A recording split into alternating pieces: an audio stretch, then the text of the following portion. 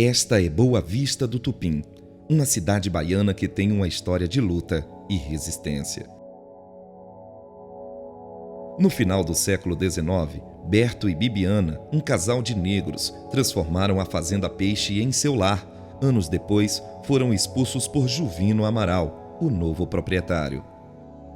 Desafiando a adversidade, o casal adquiriu a área do Tamburi, plantando as sementes de uma nova comunidade na futura Rua 13 de Maio, o bairro dos Artistas. Onde uma vez floresceu a Fazenda Peixe, hoje se ergue o prédio da prefeitura, marcando as profundas mudanças na paisagem e na sociedade. Mas o protagonista desta história não é uma pessoa, mas sim um lugar, o Tanque da Nação, uma fonte de água que abasteceu a população por décadas e recebeu este nome por ser um bem comum, um direito de todos.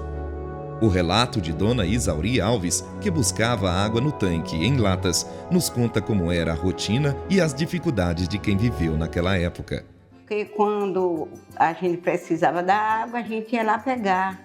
Quando tinha água, o tanque tinha água para pegar, a gente ia. Trazia as latas de água na cabeça, para dentro da casa da gente. E aí, quando secava, a gente ia, tinha um poço lá que minava, um lajedo, e aí minava aquela água. E a gente esperava sair aquela água para a gente trazer a água, botar na vasilha para trazer para casa. Era difícil, mas o jeito a gente tinha de fazer aquilo.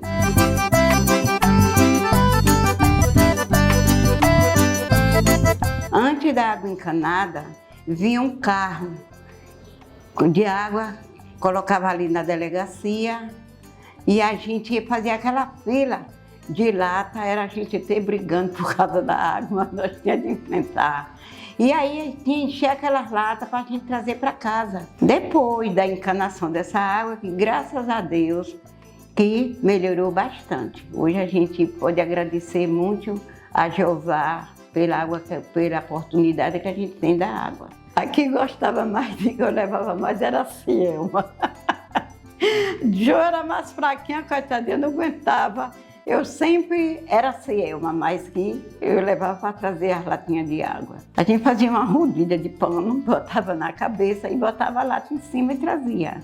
A gente ia buscar água até no rio, água salgada. Para conservar água doce, a gente pegava água salgada para trazer, para fazer outras coisas dentro de casa. Infelizmente, o Tanque da Nação não era suficiente para abastecer a cidade, que cresceu muito em todos esses anos. Por isso, foi preciso buscar outras alternativas para suprir a necessidade da nação. Falaremos sobre isso mais à frente. Posteriormente, o Tanque da Nação, que já tinha sido símbolo de resistência, se tornou também símbolo de educação. Foi quando a prefeitura cedeu o espaço do tanque para a Escola Família Agrícola, que passou a usar o tanque como um laboratório vivo, onde os alunos aprendiam sobre a natureza, a agricultura e a cidadania. O senhor Jário Souza, que trabalhou nessa época, nos conta como era o projeto da escola e o impacto que ela teve na comunidade. Eu era do Conselho Fiscal da Escola Agrícola, né? E eu participava dos grupos dos alunos, ainda dava para fazer atividades. Não só atividades trabalhistas, como também na zona rural, né? Nós íamos visitar os pais dos alunos, atividades fazendo nas suas casas. Nós íamos fazer visita e aqui era o local, um dos locais onde a escola tinha atividade, fazia os trabalhos, né, toda tarde com os alunos. Então fazíamos a atividade aqui com os alunos e aqui tínhamos muitas coisas plantadas aqui. Tínhamos a maracujá, a maracujina, né? Tínhamos a abobrinha, abóbora e algumas frutas, tinha coentro, cebola. Toda a atividade, plantamos aqui também cana, plantamos muda de canas, um capim chamado capim canela. Naquela lado ainda teve ainda alguns. Então nesse período que nós trabalhamos aqui, produzia muito. Quando enchia, chovia, enchia, todos nós parávamos água aqui. Quando vinha seca, secava, aí foi quando o seu Alice Dutra, ele abriu o trabalho manual aqui pro pessoal, né, recavando aí, deu na água, minação, né, deu na minação da água aí. E daí permaneceu, cresceu, e essa água assim, como está cheio ali, já, então, quando agora a escola agrícola foi transferida lá para Canabrava, né, já não é a escola familiar, parece, foi transferida para lá.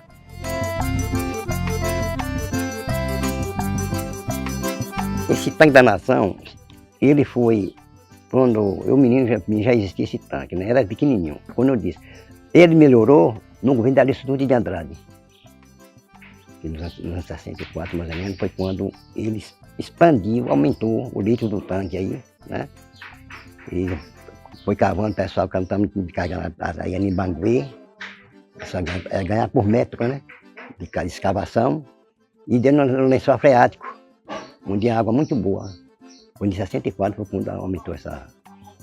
Foi na época que ele foi, o seu Alice foi prefeito, né? Ele fez esse serviço aí. Naquela época foi muito bom, porque a seca solar, por incrível que pareça, né? Assim que ela levantou tudo aí, aqueles trincheiros ali, tudo é água do tanque foi cavado, jogava naquela área de lá e na área de cá. Assim que o tanque, Toró desceu. Deus mandou água à vontade, a abundância encheu tudo aí. Foi mesmo de água, quase passa por todo lado da rua lá. Foi uma bênção. Mas o tanque da nação não ficou abandonado. Ele continuou sendo cuidado e zelado por uma pessoa que se dedicou a ele por mais de 2 décadas. O senhor Gedeon, que ainda hoje é o responsável pelo local, nos fala sobre o seu trabalho, seu amor pelo tanque e o seu respeito pela água. E veio aqui nessa área do tanque da nação me mostrar que aqui precisava também de uma limpeza, que era muito mato, esse portão ali da entrada nem abria. Aí eu falei, vamos lá olhar. Aí a gente veio, olhou e eu falei, pronto.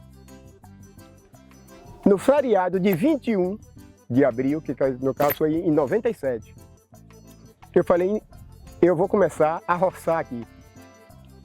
Meus meninos tudo pequeno, muita cobre aqui. Aí comecei roçando. E aí já comecei fazendo as leiras. Essa água aqui não era poluída. Leira de alface, couve, plantava milho ao redor do tanque, batata. E continuei produzindo e plantando aqui. Cheguei até do outro lado de lá do tanque, outro mato muito alto mesmo. Falei para limpar, roçar e criar umas ovelhinhas do lado de lá. Ainda criei também. Hoje não tem mais oportunidade porque está cheio d'água. E eu hoje continuo aqui.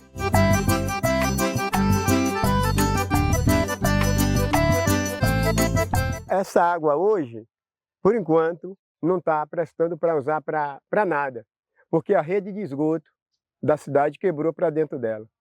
Mas aqui saíam os caminhões de água para o povo dar água ao gado. Nesse verão agora, o pessoal está pegando água fora e não está pegando aqui porque a água poluiu. E aí ficou parada. Até a pescaria aqui, tem todo tipo de peixe que eu botei mais meus filhos aqui. Aqui tem a traíra, tem o tilápia, tem um peixe que chama apanhari. Aí está tudo aí que ninguém mais pescou aqui. Eu limpava esse tanque todinho ao redor para fazer os pesqueiros para as pessoas virem pescar.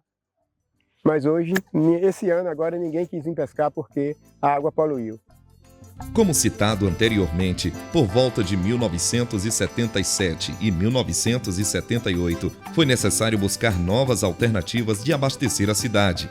Essa alternativa foi a construção de uma barragem, o Açude dos Poços, que se tornou a principal fonte de água de Boa Vista do Tupim. O senhor Getúlio Sena Barros, ex-prefeito de Boa Vista do Tupim, relata como foi o processo de construção da barragem e quais foram os benefícios que ela trouxe para a cidade. Em 1972, fui candidato eleito a prefeito do município e aqui em Boa Vista do Tupim tinha muita dificuldade, só existia um tanque provisório de uma lagoa próxima e justamente nesse período de 62, 63, encontrei Boa Vista do Tupim com essa dificuldade, transportando água de carro-pipa do Açude Novo de Itaberaba. Assumi o cargo público de prefeito e tinha um segundo prefeito chamado Aurélio, tinha começado a fazer uma pequena barragem no chamado Açude Riacho dos Poços. E se ele pudesse, mandasse um técnico aqui fazer esse levantamento. E, consequentemente, o governador conseguiu recursos, que foi naquela época em torno de 7 milhões e 800 para construir essa barragem no açude Riacho dos Poços. E essa barragem, consequentemente, ela veio com 3 funções. A função primordial era o abastecimento de água à cidade de Boa Vista do Tupim. Aí foi criado também uma colônia de agricultores para irrigação, que era a SERB, conhecida pela SERB, e a outra ação foi a piscicultura, que existe até hoje lá, chamada Piscicultura Riacho dos Poços.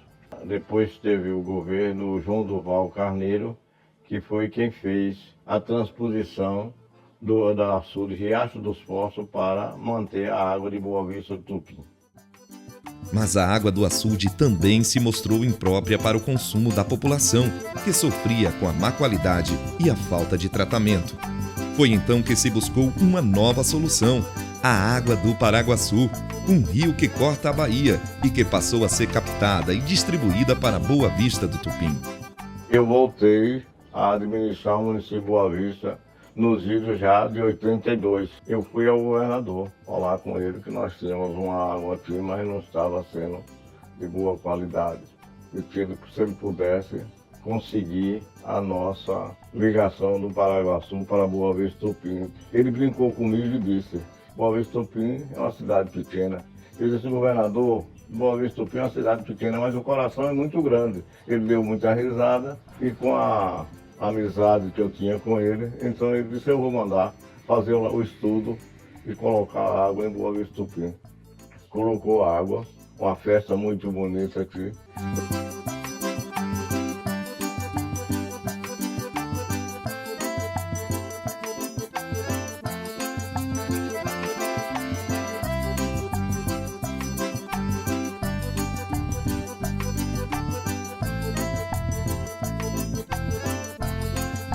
Mas o açude Riacho dos Poços não foi esquecido. Ele continua sendo um importante recurso hídrico para a cidade, que depende dele para diversas atividades. Em torno do açude, muitas pessoas residem e realizam atividades agrícolas, e ele ainda abastece a feira livre da cidade. Minha mãe criou com o recurso do açude, trabalhando. Sempre a gente adorou, é uma coisa que a gente está marcado pro resto da vida. As coisas não melhorou, vem melhorando, que choveu agora, graças a Deus, as coisas vem melhorando, mas atrás não era bom, estava seco, estava um verão muito quente e a gente não conseguia produzir. Hoje a gente, graças a Deus, vamos começar a produzir agora. Hoje eu crio minha família através disso, né? Agricultura, roça. E a gente zela, a mesma coisa zelar de uma criança, que a água não se maltrata, a água se zela. A gente trabalha assim, leva para feira, vende na feira, entendeu? É a parte mais que nós vendemos, é na feira.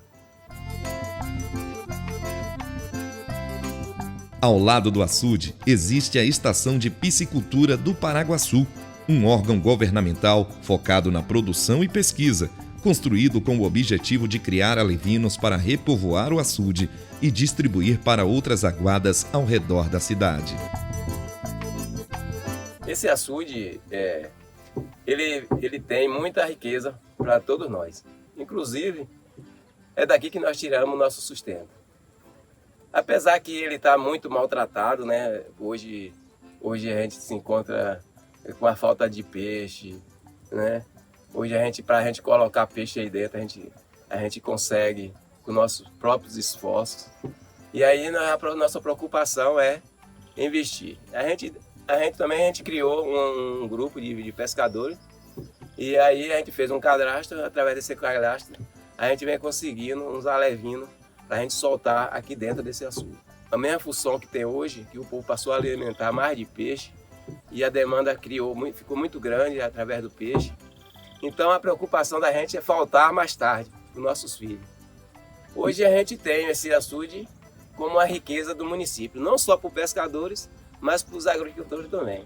Então se vê melhorando e tem como melhorar mais, né? Tem como melhorar mais. Até hoje a gente nunca conseguiu fazer uma associação, né? porque se torna muito difícil fazer uma associação, mas a gente fez um grupo de pescadores para ver se a gente consegue usar levina o suficiente para a gente colocar aqui, para não deixar faltar na mesa do consumidor o peixe.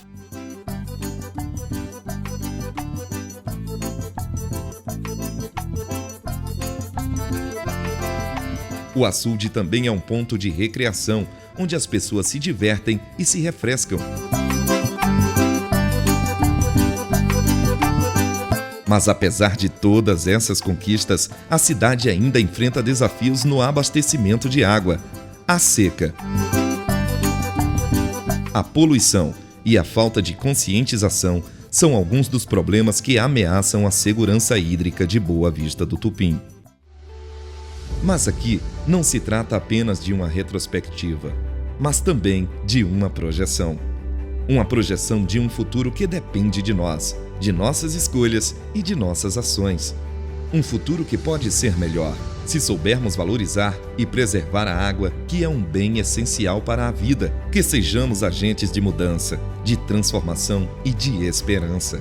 Esperança de um futuro melhor, para nós, para as próximas gerações e para o planeta. Esperança de que Boa Vista do Tupim continue sendo uma cidade de águas e de sonhos.